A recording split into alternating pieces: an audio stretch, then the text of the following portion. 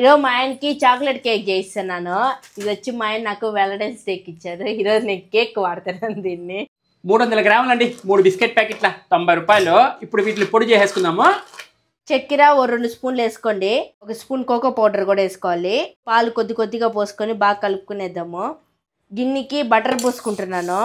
Heart shape వచ్చి ఇది పెద్దదిగా ఉందా, చూడండి. ఇదేమో కొంచెమే వేయ, అందుకనేసి మళ్ళీ దీంట్లో చేస్తున్నాను. బేకింగ్ పౌడర్ వేసుకోవాలి.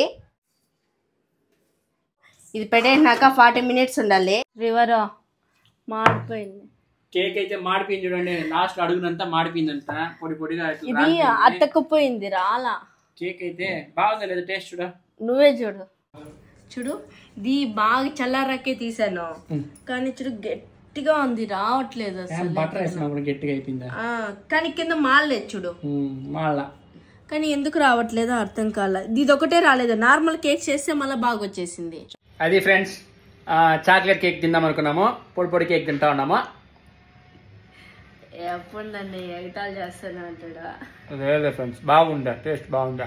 టేస్ట్ బాగుంది కానీ ఇది కేక్ లాగా రాలేదు.